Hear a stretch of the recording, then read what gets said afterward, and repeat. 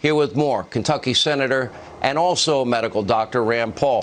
Senator, thanks for being with us. Appreciate it. Look, I want to go to the heart of this. You read gain of function, what the NIH definition is. And, you know, you take an animal virus, you increase transmissibility to humans, and that's gain of function. He denied that's gain of function, but that's what his own NIH defines as gain of function. Help me out with that. I think the reasoning behind him being so resistant, so livid, and so full of ad hominem is he realizes that once the public realizes that the NIH under his leadership funded the Wuhan lab, that is beyond question they did. The NIH funded the lab.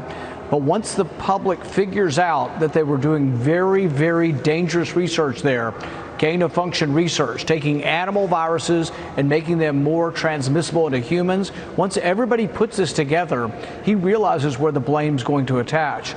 He has at least tangential responsibility. If this came from the lab that he was funding, my goodness, can you imagine the moral culpability that the man has? But you also have to place this in context. Since 2012, he has said repeatedly that, yes, an accident can happen, but the research is worth it. Even if an accident were to cause a worldwide pandemic, the research is worth it. That judgment call is something that most Americans or people who have family members of the 4 million people who died would say, you know what, maybe that research isn't working if this contagion actually came out of a lab where they're doing this research. They also do this research in the United States. They do it in Galveston and in North Carolina. So this is a big debate, not just over blame, but over whether or not this could happen again in the United States. You have had a chance, as I have, to read the emails that were released from Dr. Fauci. He was told as early as January 31st, the day that President Trump put in his hysterical, xenophobic and racist travel ban. That was brilliant, 10 days after the first identified case here. But in that email, he was told it looked like a specific genome had been manipulated in a lab. What did the emails tell you? Then there was the back and forth. They seemed very nervous to me. It read like a very nervous Dr. Fauci, worried about possible monies from the NIH funding this. He actually is discussing this.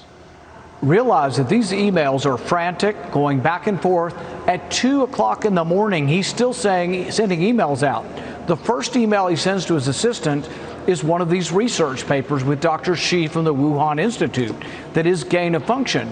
His assistant responds, oh my goodness, this is gain of function research. It's like, oh no, they've discovered that this is going on and we might have funded the origin of this virus. So immediately they're circling the wagons. They're having urgent meetings. Meet with me immediately, he says to his assistant. Read this paper, which is a gain of function paper. He was alarmed. But then to his boss, he's putting on a different front and he's saying everything's okay. It looks like there's no chance it came from the lab. Meanwhile, a virologist is sending him an email saying 4 of us agree this looks like a virus that was manipulated in a lab. So yes, from the very beginning, I think he was covering up because he realized that there would be a great deal of culpability, of blame attached to him if a lab that he was funding through the NIH turned out to be the source of a pandemic that caused 4 million people to die. That could be the worst governmental decision in the history of the world. You kicked off your questioning of Dr. Fauci, emphasizing federal law makes lying to Congress a felony punishable by up to 5 years in prison. Is it your belief, based on the evidence, Senator, that he lied before Congress and broke the law? Yes, and I will be sending a letter to the Department of Justice asking for a criminal referral because he has lied to Congress. We have scientists that will line up by the dozens to say that the research he was funding was gain of function. He's doing this because he has a self-interest to cover his tracks and to cover his connection to Wuhan lab. Now, does he deserve all of the blame? No, there's still some conjecture as to whether or not it came from the lab, but he's lying about whether or not he funded gain of function research, and yes, he should be punished. Last question. You had withstood a lot of pressure, Senator. You were public that you had COVID-19. you have natural antibodies, even when the antibody levels, and correct me as a medical doctor, when they decrease in your body, you have what's called T-cell antibodies that would recognize if you were once again in the future exposed to coronavirus, even one of the variants. My question to you is, if we're following the science, it looks like you were right, because I think you'd agree with me, the Cleveland Clinic is a pretty well-respected medical institution, and the Cleveland Clinic did their own study, and they decided, and they came to the conclusion that if you have natural antibodies like you do, that you wouldn't need any vaccine. I didn't hear anybody saying, wow, Dr. Paul was right. If you look at the Cleveland study, 52,000 employees, those who were not vaccinated but had COVID previously, did just as well as those who were vaccinated. So yes, the vaccine works, but so does the natural infection. And here's the thing about the crazy left wing trying to deny natural immunity. Vaccines are based on natural immunity. We learned how to do vaccines once we learned that the body actually had an immune response that prevented infection in the future. And yes, we have memory cells, both T and B cells. They've looked in the bone marrow. It's long lasting. For some diseases, like the Spanish flu from 1918, there are people that were alive until recently that they still measured immune responses in their blood 90 years later. Senator, I believe in medical privacy. I believe in doctor-patient confidentiality.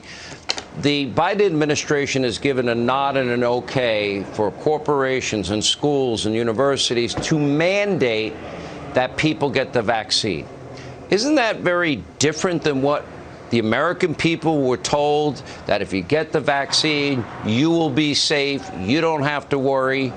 You know, if there's any vaccine hesitancy, didn't it really come from Joe Biden, fully vaccinated, socially distant, outside, walking with a mask on, going into Jimmy Carter's house, an older person, and taking off the mask and taking pictures up close and personal?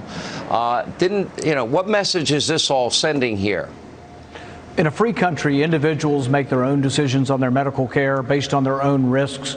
And the risks are, frankly, wildly different. If you're over 65, without question, I think the vaccine is much safer than the disease, and I would recommend vaccination.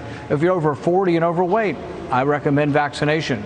If you're under 25, the risk of COVID is about 1 in a million, less than the risk of being struck by lightning. So if you feel that you want extra safety and you decide for your children, that's fine. But the thing is everybody should get to make their decision. What about the 15-year-old kid who's already had COVID? Are we going to make them get a vaccine? They had COVID like a month ago, 3 months ago. You're going to make them get the vaccine again? And are side effects related to people who have had the disease getting vaccinated? The CDC hasn't looked at that. Massive budgets, but they refuse to look at anything that has to do with natural immunity.